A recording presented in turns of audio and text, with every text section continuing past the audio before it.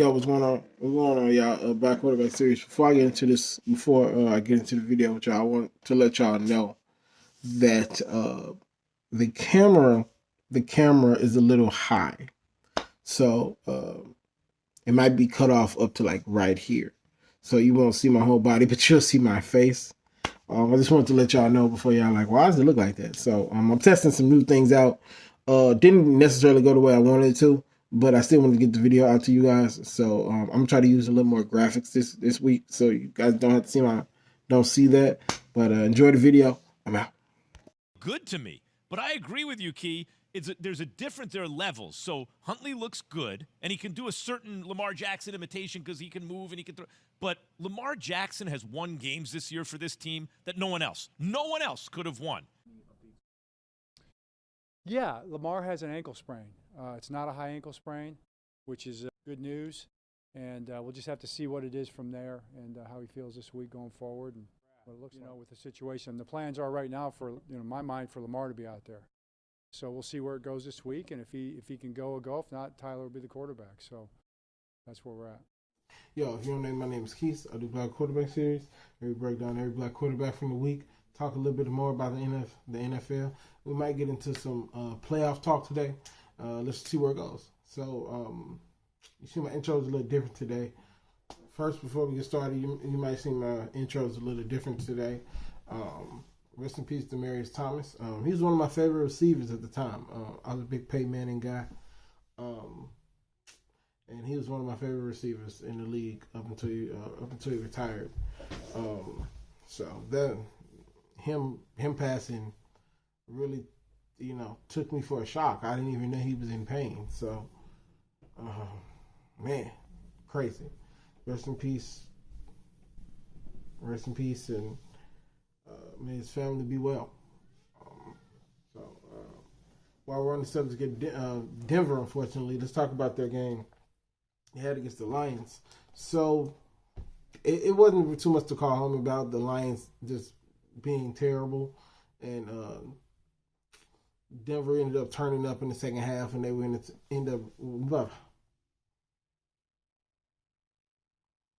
Denver turned it up in the second half, and they were able to run away with it. Denver ended up winning 38-10. Teddy Bridgewater's numbers 18 for 25, 179 yards, 2 touchdowns. Melvin Gordon had a big day on the ground, 24 yards, 111 rushing yards. They played Detroit. What you want? So another game that wasn't very close at all was the Kansas City Raiders game. The Raiders have been living off this one win that they had last year for almost 2 years. That one win. Not only did they not win no other game against Kansas City, they've lost they've just absolutely not looked good in these games consequential after that. So even in this game, they ended up losing, I think, was it 49-9. I stopped watching this game very, very fast because I saw where it was going. My homeboy was my homeboy. 20 for 24, 258 yards, 2 touchdowns. And they had a good ground game, 132 yards rushing on the ground. So that's a lot to call home about from a team who doesn't really rush the ball like that. But a bigger thing is their defense. Their defense is like completely shifted from being one of the worst defenses in the league to one of the best defenses in the league. I don't know how they did it. I don't know what Matthews said in that locker room to get them going, but their defense is looking very Super Bowl runish. So big shout out to Kansas City. I'm glad to see Kansas City is back on the fray, back on top. They got a huge matchup against LA, the Chargers, and stay tuned on that for Thursday night. I will be covering that game. Expect the post game to come out right after the game, no more than 5 minutes after the game, where I give you a little minute breakdown of what I think, and then I give you a full breakdown of the next episode of the Black Quarterback Series. So Dallas, also another game that got out of hand really, really early, but Dallas being Dallas, they couldn't close the door. So they were up like 3-4 touchdowns most of the game. Most of the game. Dak throws a pick 6 in the third quarter, Well, no, it was mid-fourth. I think it was like 4 or 5 minutes to go. And you look up, and they're down by 7. Now, Dallas ended up closing it out, but the fact that Dallas was even in that situation was the problem to begin with, because Dak played phenomenal in the first half. In the second half, he's nowhere to be found. 22 for 29, 211 yards, and 2 interceptions. I don't know what's going on with Zeke. I've heard Zeke still has a knee issue, which if he has a knee issue, they need to put Pollard in there and let Pollard ball, because Pollard is really, really good. There's no reason for you to just be having Zeke out there and he's not going to play well. I know y'all paid him all that money and blah, blah, blah, but Pollard's the best option. Pollard's the best option if you want the running game to run well, because Zeke just doesn't have it this year. And that, leading up to when Dak Prescott started not being Dak Prescott, they was playing like the best team in the NFL. They were playing really, really well. Now, granted, they were playing Washington, but they looked really, really good. I don't know what happened in that second half. So they ended up winning. I thought they were going to do the same thing Kansas City did, but obviously they're the Cowboys, so obviously they're not. So the W's a W. But if I was Mike McCarthy, I wouldn't have liked that W.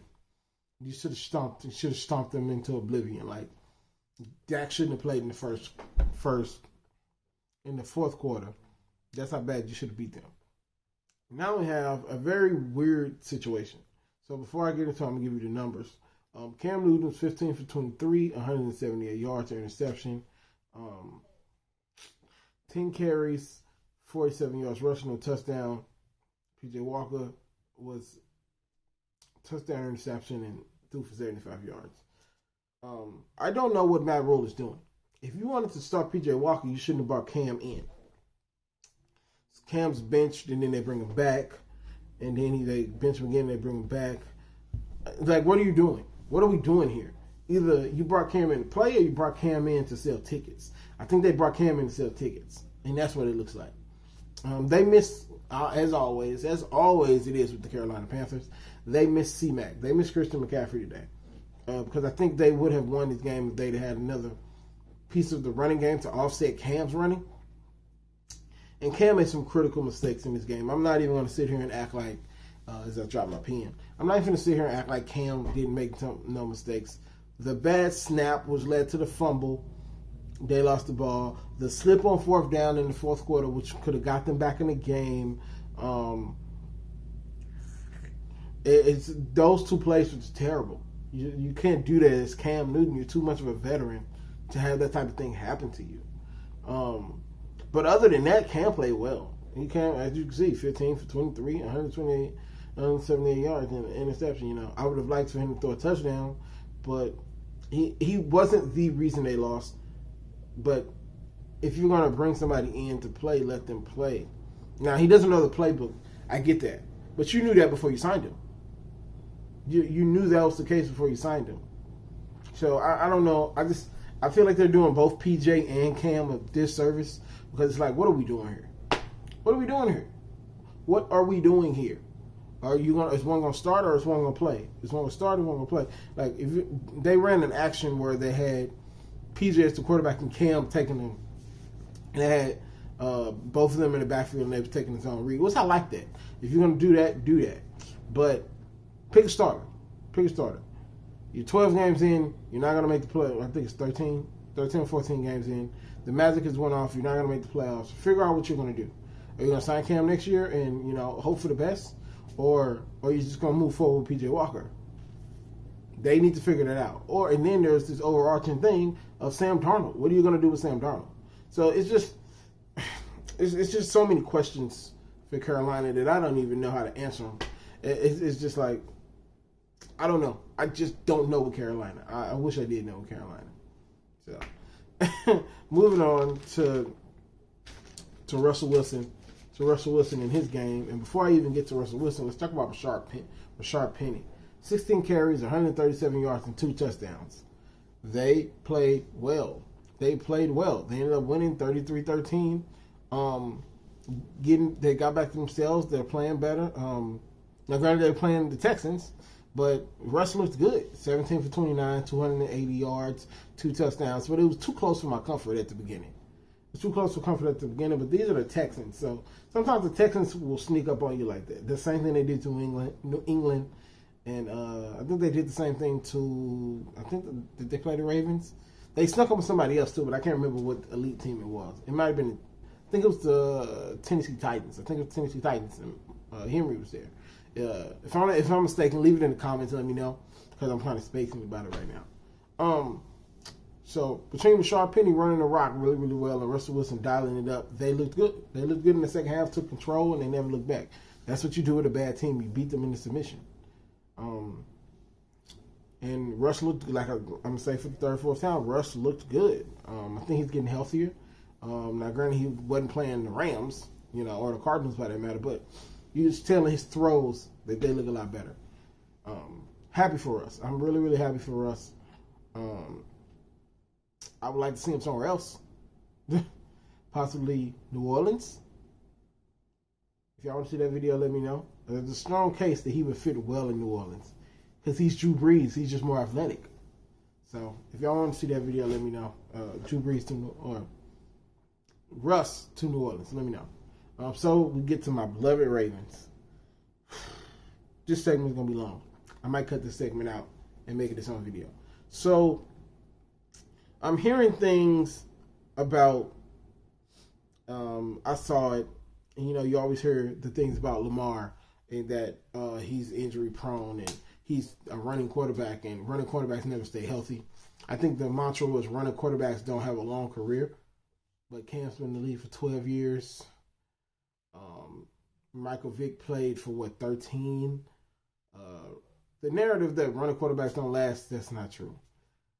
If it wasn't for, and this probably is a bad time to bring that up, if it wasn't for RG3's health, his knee blowing up, and he would still be in the league. And so then we have Tyler Huntley. 27 for 38, 270 yards, touchdowns, and led a furious comeback that they were one big play away from actually winning this game. They win this game if Lamar plays. And the reason Lamar did not play is because he got injured running away and trying to throw the ball. That's how he got hurt. If I can find the video, I'll put the video right here. He got injured running the ball. He did not get injured running because there were some plays that he ran. It tried to get the first down, got the first down, and I thought he was hurt, but he was not hurt. And if you look last week, when he ran out of bounds, he stepped on something and he hurt his ankle. So this is not like an injury that just popped up out of nowhere. He's been dealing with this. If it's not sickness, it's injury. So it's tough. It's tough that they lost. It's tough that they lost Lamar. Now they're saying today's Tuesday as a recording, they're saying that he can play Sunday, but I don't want him to play Sunday. This season is not worth risking Lamar's overall health. And Lamar's in line to get a big fat check at the end of the year. I don't want him jeopardizing that because they want to win a couple more games. You're not winning a Super Bowl. You have way too many injuries. You're not winning the Super Bowl. That's just what it is, and we all know this. Yes, you're leading the division right now, which you're probably not because I think Cincinnati won, so you're not leading the division, and you have a brutal schedule coming up. You still have to face Green Bay. You still have to face Pittsburgh again.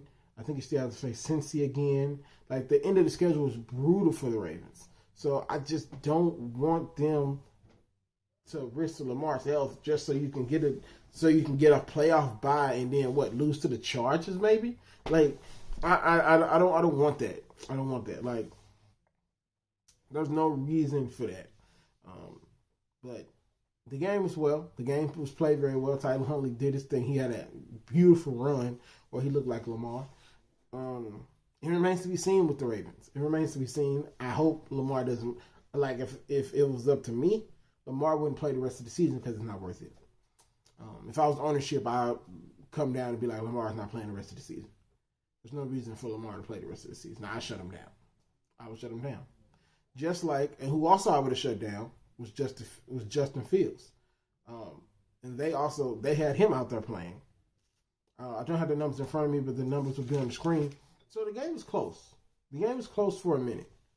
It was closer than I intended it to be at the time. It was much closer than I intended to be at the time. And the second quarter was just a complete light show. And they ended that quarter 21-21. They both scored 21 points. And so the big turning point in the game is when they let Aaron Rodgers get back-to-back possessions. So he scored at the end of the second. He scored at the end of the first half, and he scored at the beginning of the first half. And that really drastically changed the game. That drastically changed the game and how it was viewed, or not how it was viewed, and how it was played. Because the whole rest of the game they were playing 2 touchdowns behind because they gave Aaron Rodgers a 2 touchdown head start.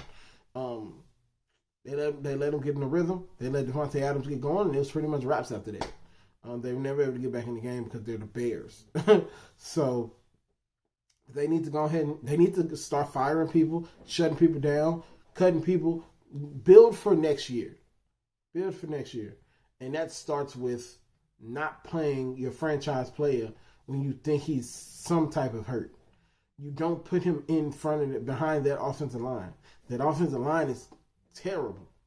Between them and the Ravens, they might have 2 of the worst offensive. Now, the Ravens is terrible for a different reason. But the Bears' offensive line is terrible. And if you keep putting him back there, he's going to get hurt again. Like, for his best health, I just wish he wouldn't have played. So, that's that. And so, the last game, the Monday night game that I've covered, also, I'm sure I put him at the top. I also covered that Bears game. The link will be at the top. If you want a short version of what I just said, check the link at the top. And so this Monday night game will also be at the top. So going into this game, we knew this game was huge. They're trying to win and get back in the AFC chase, or get back in the NFC West title chase. Because as it stands right now, the Rams are the wild card favorite. So whoever's second in this division is going to be the wild card favorite. So, and there's a good opportunity that these 2 teams will face again in the NFC Championship game. Don't be surprised if you see that. So then we have Monday Night Football. Kyler is already back. Hobbs back. Everybody's back. When I say from the word go, Aaron Donald was on a mission to prove that he's still the best defensive player in the league. The Cardinals wanted nothing to do with him. When I say nothing to do, they wanted nothing to do with Aaron Donald. Nothing. They wanted nothing to do with him.